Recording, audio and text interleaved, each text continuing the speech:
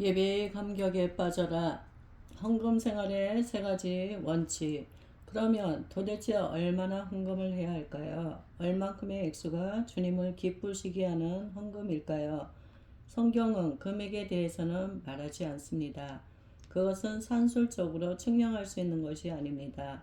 어떤 사람에게는 1,000원도 크고 어떤 사람들에게는 100만 원도 적은 돈일 수 있습니다. 성경은 그 원칙을 제시합니다. 그들이 힘대로 할 뿐 아니라 힘에 지나도록 자원하여 이 은혜와 성도 섬기는 일에 참여함에 대하여 우리에게 간절히 구하니 우리가 바라던 것뿐 아니라 그들이 먼저 자신을 주께 드리고 또 하나님의 뜻을 따라 우리에게 주었도다. 고린도후서 8장 3절에서 5절. 여기서 마게도니아 교회의 헌금에 대한 사도 바울의 평가를 통해 우리는 세 가지 실천 원칙을 발견하게 됩니다. 그 세 가지 원칙은 다음과 같습니다. 첫째로 힘대로 혹은 힘에 지나도록 하라. 둘째로 자원하는 마음으로 드리라. 셋째로 자신을 먼저 드리라. 힘대로 또는 힘에 지나도록. 첫째로 힘대로 혹은 힘에 지나도록 하는 것입니다. 마게도냐 교회의 헌금은 액수에 있어서 힘대로 할 뿐 아니라 힘에 지나도록 한 헌금이었습니다. 여러분은 어떻게 헌금하고 있습니까? 주일 헌금은 푼돈을 내는 헌금이라고 생각하지 마십시오. 주일 헌금을 얼마나 즉흥적으로 하고 있는지 생각해 보십시오. 다른 헌금들은 모두 봉투에 넣어 드립니다.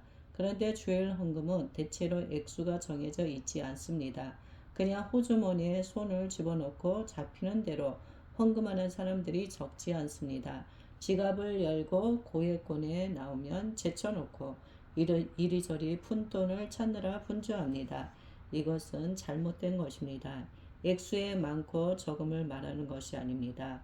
헌금의 정신이 반영되어 있지 않다는 것입니다. 매년 12월에 1년간 하나님 앞에 바칠 주일 헌금의 액수를 미리 정하십시오.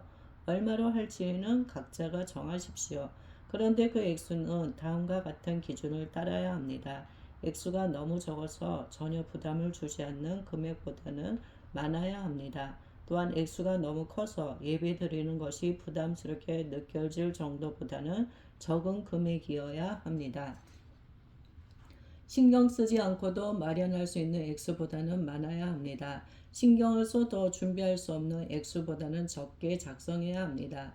그리고 이 작정을 따라 1년 동안 매주일 정성껏 미리 준비해서 바치는 것입니다. 이러한 헌금이야말로 하나님 앞에 먼저 자신의 마음을 드리는 것입니다.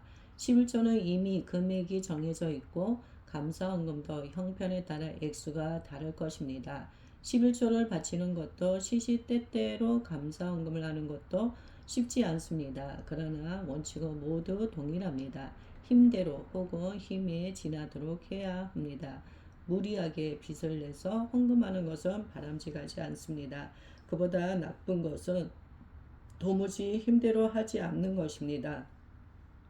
준비하지도 않은 채 헌금을 하는 것입니다. 자원하는 마음으로, 둘째로 자원하는 마음으로 드리는 것입니다. 바울은 말합니다. 이 은혜와 성도 섬기는 일에 참여함에 대하여 우리에게 간절히 구하니 마게도니아 교인들은 할당받은 회비를 납부하는 마음으로 헌금하지 않았습니다. 그들은 가난하였습니다. 그럼에도 불구하고 자원하는 마음으로 헌금하였습니다. 자기들도 예루살렘 교회를 돕는 일에 함께할 수 있게 해달라고 간청하였습니다. 그들의 헌금은 누군가의 강요에 의한 것이 아니었습니다. 체면 치레를 위해서 바친 것도 아니었습니다. 마음에서 우러나서 드린 헌금이었습니다. 언제나 하나님만을 의식하고 바치는 헌금이 되어야 합니다. 잘못된 헌금 생활, 헌신이 전혀 없는 물질 생활이 문제입니다. 잘못된 방법으로 헌금하지 말아야 합니다. 성도로서 헌금의 의미에 대해 인식해야 합니다. 교회는 교인들에게 물질적 섬김에 대한 부르심을 알게 하고 자원하는 마음으로 바치게 해야 합니다. 마음이 없는 헌금이나 헌금이 없는 마음 모두 최선의 것이 아닙니다. 자신을 드리며 셋째로 먼저 자신을 드리는 것입니다. 마게도니아 교인들의 헌금은 자신을 먼저 하나님께 드린 헌금이었습니다. 그들이 먼저 자신을 주께 드리고 하나님 앞에 자신을 먼저 드린 사람은 헌금을 바치는 것이 어렵지 않습니다. 그들은 풍성한 헌금을 하면서도 보잘것없는 헌금이라고 생각할 것입니다. 결국 헌금 생활이 풍성하지 못한 것은 자신을 하나님 앞에 바치지 못했기 때문입니다. 사랑이 무엇입니까? 그것은 무엇이든 주고 싶어 하는 것입니다. 이것이 없으면 사랑이 아닙니다. 마다하여도 주고 싶고 달라고 하지 않아도 더 주고 싶어 하는 것이 사랑입니다. 자신을 하나님께 드린 사람에게 가장 큰 고통은 바칠 것이 없는 것입니다. 탐욕은 나만을 위해서 살게 하고 사랑은 하나님과 이웃을 위해 살게 합니다. 예배 가운데 한 지체가 한없이 은혜를 받고 있었습니다. 그리스도의 사랑에 비친 자로서 불꽃처럼 살고 싶어 했습니다. 하나님을 기쁘시게 하며 살기를 소원했습니다. 예배 시간마다 눈물을 흘렸습니다. 집회 마지막 날 결코 많아 보이지 않는 헌금 봉투가 강단 위에 올라와 있는 것을 보았습니다.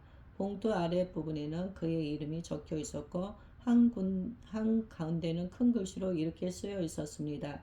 내 모든 것 주의 소유 삼으소서. 우리를 위해 그리스도께서 자신을 주신 것을 생각해 보십시오. 허물과 죄에서 건지기 위해 지불하신 대가를 생각해 보십시오. 우리의 구속을 위해서 자신을 바치셨습니다. 당신의 육체를 깨뜨려서 우리를 구속하셨습니다. 하나님의 사랑을 보이셨습니다. 자신을 바친 그 사랑 안에서 우리를 하나님 자녀 삼으셨습니다. 자기 아들을 아끼지 아니하시고 우리 모든 사람을 위하여 내주신 이가 어찌 그 아들과 함께 모든 것을 우리에게 주시지 아니하겠느냐. 하나님이 헌금보다 먼저 원하시는 것은 우리 자신입니다. 우리 자신을 먼저 하나님께 드릴 때 헌금은 향기로운 제물이 됩니다. 그것은 오직 하나님을 의지하며 산다는 고백이기 때문입니다. 넘치도록 헌신한 마게도니아 교회를 하나님이 기뻐하신 것도 물질 때문이 아니라 그들이 먼저 하나님께 자신을 드렸기 때문이었습니다. 만물은 하나님의 것입니다. 물질은 우리를 위해 있고 우리는 하나님을 위해 있습니다. 자신을 하나님 앞에 드린다면 물질은 이미 그분의 것이니 헌금으로 드리는 것이 얼마나 쉬울까요? 성경적인 헌금 생활로 돌아가십시오. 참된 예배 회복을 위해 꼭 필요한 일입니다. 우리의 헌금도 불꽃처럼 드려져야 합니다. 마음에 노래가 있는 예배입니까? 찬송은 살아계신 하나님과의 교제입니다. 하나님께 드리는 노래입니다.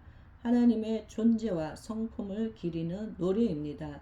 하나님의 높으심과 이루신 일들을 통해 드러난 그분의 성품을 찬미하는 것입니다. 어느 해 서울에 있는 교도소에 설교하러 갔습니다. 교도소 간부는 예배드리고 싶어하는 재소자는 많은데 예배 시간과 장소는 한정되어 있다고 설명하면서 말했습니다. 여기 예배에 모인 재소자들은 치열한 경쟁률을 뚫고 예배에 참석할 기회를 얻은 사람들입니다. 집회를 마치고 예배실을 나올 때였습니다. 누군가 교도소 안에서 제작된 소식지를 건네주었습니다. 거기에 실린 간증 하나가 제 눈길을 끌었습니다. 그 주인공은 엽기적인 살인 행각으로 온 국민에게 충격을 주었던 살인범이었습니다. 그는 사형 언도를 받고 형 집행일을 기다리고 있었습니다. 그는 어느 집사님의 끈질긴 전도를 받고 회심하였습니다. 그가 자신을 전도한 집사님께 보낸 간증 형식의 편지 사본이 그 소식지에 실려 있었습니다. 그는 자기에게 복음을 전해준 사람에게 이렇게 썼습니다. 집사님, 제가 왜 그렇게 바보 같은 인생을 살았는지 모르겠습니다. 이제와 생각하니 제 눈에 무엇이 씌었던 것이 틀림없습니다. 저는 죄에 대한 대가로 죽지만 제 죄는 죽음으로도 용서받을 수 없을 것입니다. 그렇지만 제가 여기서 하나님을 알게 된 것을 생각하니 은혜가 너무 감사하여 눈물만 흐릅니다. 저는 요즘 늘 이 찬송을 부릅니다. 나 같은 죄인 살리신 주 은혜 놀라워 잃었던 생명 찾았고 광명을 얻었네. 그는 자신의 장기를 모두 한자들을 위해 기증하고 형장의 이슬로 사라졌습니다. 은혜 받은 성도의 마음에는 찬송이 있습니다. 지난날이 후회스럽지만 베풀어 주신 은혜를 찬송합니다. 오늘 힘든 일이 있지만 감사합니다. 그래서 찬양합니다. 한 사람이 흥얼거리는 노래는 그의 정서를 말해줍니다. 그는 그런 정서에 어울리는 삶을 살아갑니다. 성도들의 마음속에는 언제나 찬송이 있어야 합니다. 지금 여러분의 마음에는 어떤 찬송이 울려 퍼지고 있습니까? 찬송은 설교를 기다리기 위한 준비 순서가 아닙니다. 또한 설교가 끝난 후에 마무리로 부르는 것도 아닙니다. 헌금이 다 거치기를 기다리며 부르는 노래도 아닙니다. 마음을 담지 않고 중얼거리는 말을 기도라고 할 수 없듯이 교회 안에서 부르는 노래가락이라고 모두 찬송일 수 없습니다. 찬송은 살아계신 하나님과의 교제입니다. 따라서 특정한 사람들이 부르는 것만으로는 충분하지 않습니다. 진정한 예배 찬송이 되려면 함께 불러야 합니다. 온 교인이 함께 찬송하고 그것을 통해 경배받으시는 하나님의 연락하심이 있어야 합니다. 그 표징으로 하나님의 임재가 임할 때, 하나님의 은혜가 임할 때 비로소 진정한 의미의 찬송이 됩니다. 애굽을 탈출한 이스라엘 백성들이 첫 번째 난관을 만났습니다. 그것은 홍해였습니다. 홍해 바다가 가는 것을 막고 있었고 뒤로는 애굽 왕 바로가 보내 600대의 병거가 그들을 추격하고 있었습니다. 앞에는 넘실대는 파도, 뒤에는 추격하는 군사들의 함성 소리가 진퇴양난의 위기에 몰린 이스라엘 백성들을 두렵게 하였습니다. 이때 모세는 바다 위로 손을 내밀었습니다. 여호와께서 큰 동풍으로 밤새도록 바닷물을 물러가게 하셨습니다. 드디어 바다가 갈라졌습니다. 벽처럼 서 있는 물 사이로 마른 땅이 드러났습니다. 이스라엘 백성들은 홍해를 건넜습니다. 이스라엘 백성들이 모두 바다를 건넜을 때 하나님은 모세에게 명하셨습니다. 물이 애굽 사람들과 그들의 병거들과 마병들 위에 다시 흐르게 하셨습니다. 다시 합쳐진 물은 애굽의 모든 병거와 마병들을 덮었습니다. 물이 다시 흘러 병거들과 기병들을 덮되 그들의 뒤를 따라 바다에 들어간 바로의 군대를 다 덮으니 하나도 남지 아니하였더라. 늘 의심이 많고 잘 믿지 못하는 이스라엘 백성들이었습니다. 그러나 이때만큼은 달랐습니다. 그 놀라운 광경을 지켜보면서 하나님이 그 일을 행하셨음을 인정하지 않을 수 없었습니다. 이것이 단지 바닷물이 좌우로 밀리고 갯벌이 드러나 썰물 현상 같은 것이 아니었기 때문입니다.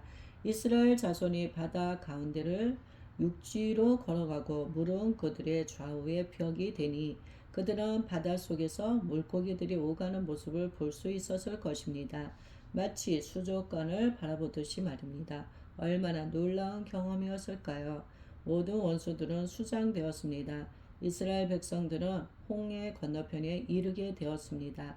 거기서 그들이 제일 먼저 한 일이 있었습니다. 무엇일까요? 그들을 구원하신 하나님을 찬송하는 것이었습니다. 이때 모세와 이스라엘 자손이 이 노래로 여호와께 노래하니 그 유명한 구원의 대서사시가 바로 이렇게 탄생했습니다. 여기서 우리는 찬송에 있어서 중요한 한 가지 원리를 발견합니다. 그것은 우리의 마음에 찬송할 이유가 있을 때에 찬송다운 찬송이 나온다는 것입니다. 청소년 집회에 말씀을 전하러 갔을 때의 일입니다. 주최 측은 찬양에 상당히 마음을 썼던 것 같습니다. 한 트럭은 좋게 될 듯한 음향 장비와 악기가 동원되었습니다.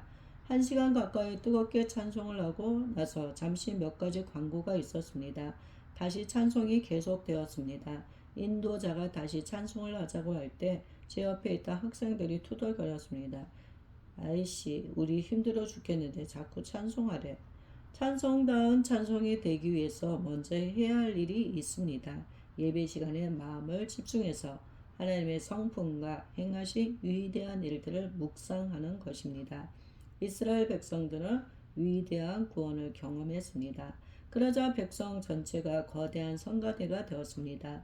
은혜에 대한 현재적인 체험이 있을 때 찬송은 마음 중심에서 우러나옵니다. 하나님의 구원 행동이 있었습니다. 이스라엘의 불평이 변하여 찬송이 되었습니다.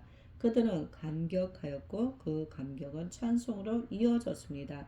찬송을 통해 무엇을 해보려는 의도를 갖고 있지 않았습니다. 단지 그들의 마음을 표현했을 뿐입니다. 그들은 홍해에서 하나님을 만났습니다. 그들을 보호하시는 위대한 능력을 체험하였습니다. 그 구원 경험은 노래가 되었습니다. 그것이 찬송입니다. 흔히 찬송을 통해서 예배자에게 감동을 주고 싶어 합니다. 감동을 불러일으키고자 합니다. 많은 악기를 동원하는 것도 이 때문입니다. 심지어 감동을 주려는 심리적인 기법도 동원됩니다. 그러나 이것은 잘못된 것입니다. 올바른 순서는 이것입니다. 하나님이 계시하신 성품을 회상합니다. 또 그 성품에서 비롯된 구원과 은혜에 대해 감격합니다. 그리고 예배에서 만나주실 하나님을 기대하며 찬송하게 됩니다. 예배를 통해 구원의 은혜를 경험해야 합니다. 그때 우리는 하나님을 진심으로 찬송하게 됩니다. 찬송으로 교인들의 정서를 겨냥하는 것은 옳지 않습니다. 깨달음 없이 직접 어떤 감정을 불러일으키려고 하는 것은 좋지 않습니다. 그것은 올바른 예배 정신에 부합하지 않습니다. 먼저 마음을 하나님의 성품에 집중해야 합니다. 우리를 위하여 이미 행하신 일들을 기억해야 합니다. 참된 부흥이 있는 곳에는 마음에서 우러나오는 찬송이 있습니다. 이것은 하나님이 즐겨 받으시는 영적 제사입니다. 찬송은 내용이 있는 가락입니다. 찬송은 하나님 앞에서 부르는 노래입니다. 인간은 노래하기 좋아하는 본성이 있습니다. 하나님은 이것을 아시고 찬송을 부름으로 신앙의 유익이 되도록 하셨습니다. 하나님을 찬송하는 것은 신자의 본성과 잘 어울리는 일입니다. 진실로 마음에서 우러나오는 찬송을 부르기만 한다면 말입니다. 찬송은 우리의 마음을 하나님께로 향하게 합니다. 만약 찬송이라는 은혜의 수단이 없다면 우리의 삶은 얼마나 건조하겠습니까? 예배 속에 찬송이 없다면 분위기가 얼마나 우울하겠습니까? 오늘날의 예배를 보십시오. 점점 더 많은 악기가 동원되고 성가대의 규모는 커졌습니다. 오케스트라가 들어서고 전에 볼 수 없던 새로운 음향 기기와 조명 기구들이 들어왔습니다. 그러나 예배자의 마음속에 울려 퍼지는 영원의 찬송이 없다면 모두 쓸모없습니다. 가장 좋은 찬송은 하나님의 백성들이 모두 함께 노래하는 것입니다. 예배 찬송의 중심은 회중 찬송입니다. 전문적인 음악 전공자들의 연주를 듣는 것도 나쁘지 않습니다. 성가대의 찬양을 들으므로 은혜 받는 것도 좋습니다. 그러나 보다 더 강조되어야 할 것은 온 교인이 함께 부르는 찬송입니다. 이스라엘 백성들이 홍해를 건넌 후에 찬송을 부른 사람이 누구였습니까? 소수 사람들이 아니었습니다. 미리암의 소고 소리에 맞춰 모든 사람이 함께 찬송하였습니다. 홍해 건너편에 구름같이 모인 백성들이 모두 함께 소리 높여 위대한 일을 행하신 하나님을 찬송했습니다.